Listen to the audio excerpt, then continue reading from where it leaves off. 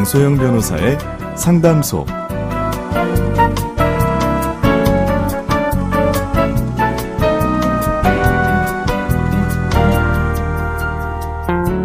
양소영 변호사의 상담소, 양담소를 찾아주신 여러분 환영합니다. 양소영입니다. 어느 날 오전 한 버스 안에서 생긴 일입니다. 버스는 정류장에 정차를 하고 있던 중이었고요. 88배 할머니가 버스에서 내리고 있었습니다. 그런데 할머니 지팡이에 뒷문이 끼게 되었고 운전기사는 그 상태로 출발하면서 할머니가 크게 다치게 되셨습니다. 승객인 노인을 다치게 한 혐의로 재판에 넘겨진 60대 버스 기사, 어떤 처벌을 받았을까요?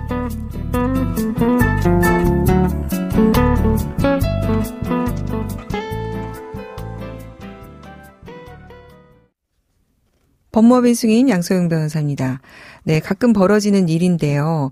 88배 할머니가 버스에서 내리고 계셨다면, 더군다나 지팡이를 짚고 계셨다면 기사님이 이걸 정말 좀 눈치채고 주의하셨으면 좋았을 텐데 라는 생각이 드는 내용입니다. 약 12주 치료가 필요한 상해를 입으셨네요. 그래서 이에 대한 혐의로 기소된 버스 기사는 결국 금고 6개월, 집행유예 2년을 선고받았습니다.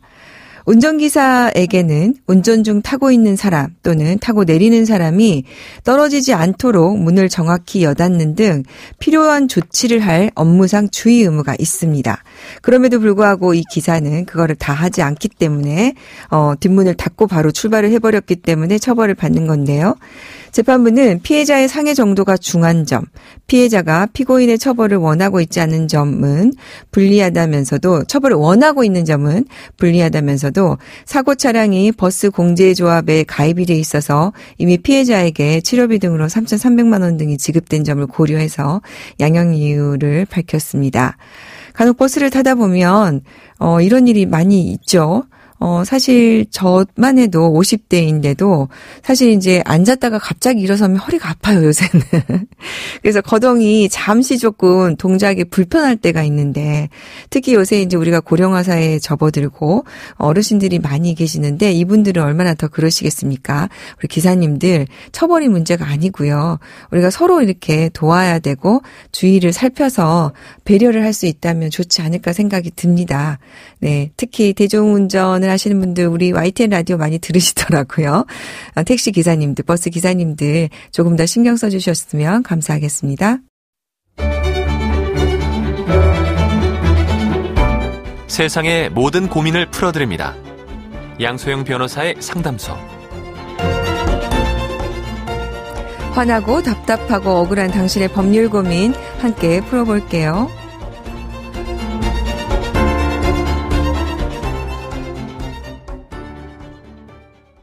오늘은 백수연 변호사님 함께하겠습니다. 변호사 안녕하세요. 안녕하세요. 네, 오늘 준비된 사연 만나보고 얘기 계속 나눌게요.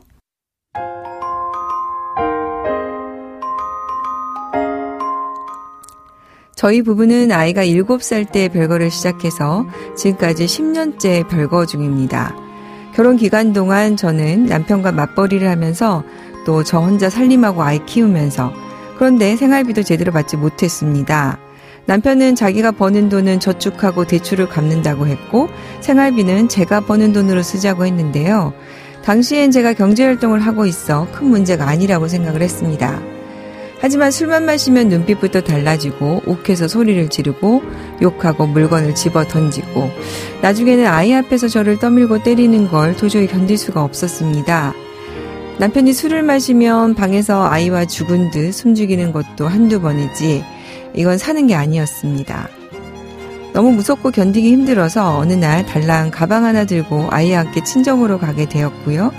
그 후로 남편을 만나는 게 두려워서 연락을 하지 않았는데 남편도 연락을 해오지 않아 자연스럽게 10년 별거로 이어졌습니다. 하지만 부모의 이혼이 아이에게 상처가 될까 싶어 남편한테 이혼하자는 말도 하지 않았고 양육비를 달라고 하면 찾아올까 두려워서 양육비 달라는 말도 꺼내지 못했습니다. 남편도 아이를 찾아오거나 주변에 소식을 물은 적이 없었고요. 그렇게 10년 서로 아무 교류 없이 완전히 별거했는데 최근 남편이 재혼을 하려는지 이제는 결혼을 정리하자고 연락이 왔습니다. 그래서 재산을 정리하자고 했더니 누가 집을 나가라고 했냐, 마음대로 집을 나가 혼자 살아놓고 이제 와서 무슨 소리냐며 오히려 기가 막히다는 반응입니다. 별거를 시작할 때 남편 이름으로 아파트를 분양받아서 중도금은 다 낸 상태이고 살고 있던 전세보증금을 빼서 잔금을 내고 입주하려고 하고 있던 중이었는데요. 혹시나 하고 등기부를 떼보니 그 집은 그래도 다행히 여전히 남편 소유로 되어 있습니다. 이 집은 재산분할을 할 수 있을까요? 재산분할이 가능하다면 10년 전 분양대금으로 나누게 되는 것인지 아니면 지금 가격으로 나누게 되는 것인지도 궁금합니다. 7년 결혼 생활을 하고 10년 별거를 한 부부 사연입니다. 백수연 변호사님, 지금 10년 별거를 한 경우에도 재산분할이 가능할까요? 네, 가능할 걸로 보입니다. 일단 재산분할의 대상이 되는 이제 재산이나 가액은 이혼 소송할 때 이제 사실심 변론 종결일, 그러니까 재판 마칠 시점에 있는 재산, 그리고 그 가액을 기준으로 이제 정하는 게 원칙인데요. 결국 이제 별거 기간 동안에 그럼 형성된 재산도 분할 대상이 되느냐가 문제인데 일단 원칙적으로는 된다고 보고요.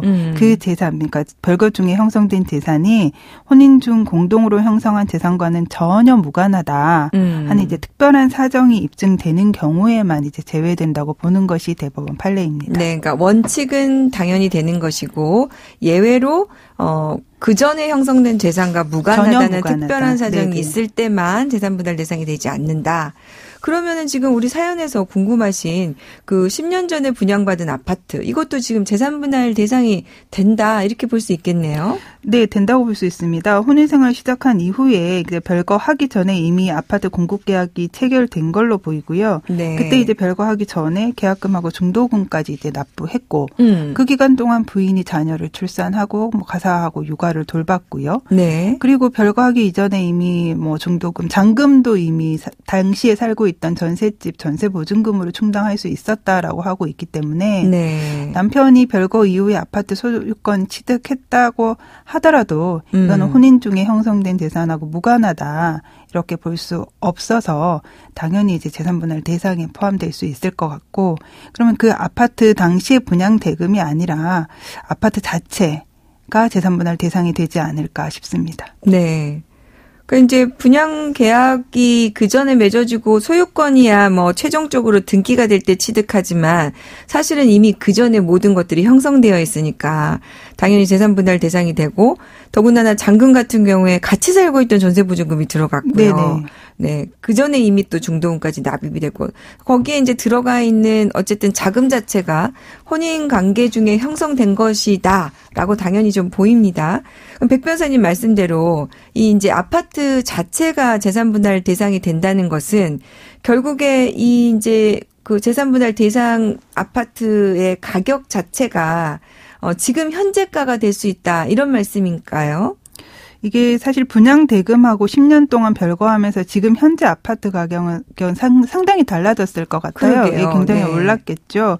최근에는 이제 소송을 시작할 때하고 재판이 끝날 때 기준으로 이제 재산 가액이 크게 오르다 보니까 가액으로 이제 다툼이 있는 경우가 많습니다. 그리고 10년이면 당연히 분양 대금하고 아파트 가액 차이도 크게 날 수밖에 없어서 그러니까 남편 입장에서는 이제 파탄 당시, 그러니까 별거 당시에 그러니까 재산분할 대상이었던 그 분양 대금만을 재산분할 대상이다라고 이제 주장은 하겠지만, 이제 앞서 말씀드린 그런 사유로 아파트 자체가 이제 재산분할 대상이 된다면 현재, 그러니까 재판을 시작한다면 재판이 끝날 당시에 가액 그 자체가 이제 재산분할 대상이다. 아파트 가액을 기준으로 재산을 분할한다, 이렇게 보는 게 맞을 것 같습니다. 네.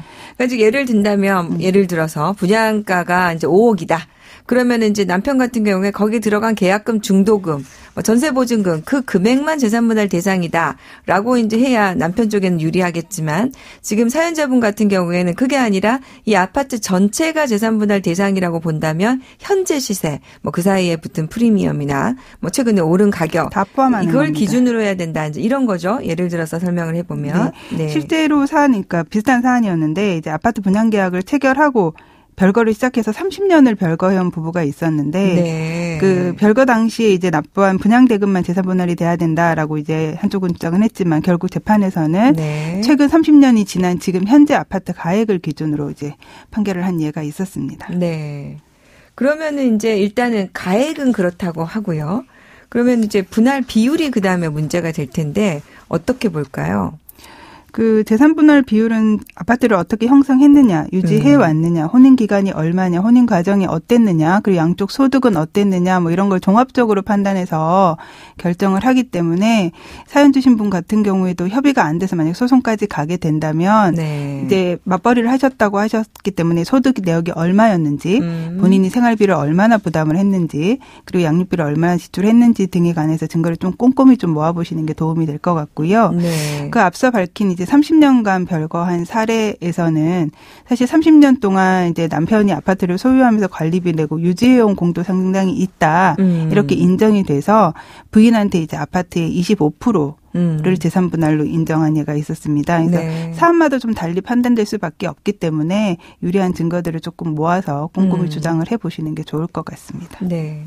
근데 이제 이 사연 같은 경우에는 지금 10년 별건데 남편이 지금 생활비나 뭐 양육비를 이런 걸 전혀 주지 않았고 사실은 이와 관련해서 전세 보증금 아파트 같은 경우에는 남편이 혼자 이익을 공유한 거 아니겠습니까? 그 부분도 재산분할 네. 비율에서 고려해달라고 네. 주장해 볼 수 있을 것 같습니다. 그래서 이 30년 사례하고는 좀 달리 그보다 훨씬 더 비율이 많이 인정이 되지 않을까 싶은데요.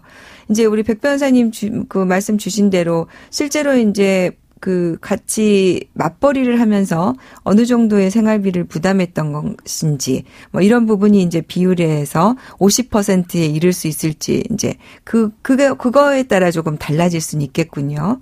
그 부분에 대한 그 소득 네. 내역이나 네. 생활비 지출 내역을 좀 정리해 보시는 게 좀 도움이 되실 것 같습니다. 네. 오늘은 이제 질문을 주로 이제 재산분할 위주로 주셨기 때문에 뭐 이와 관련해서 내용을 좀 살펴봤습니다.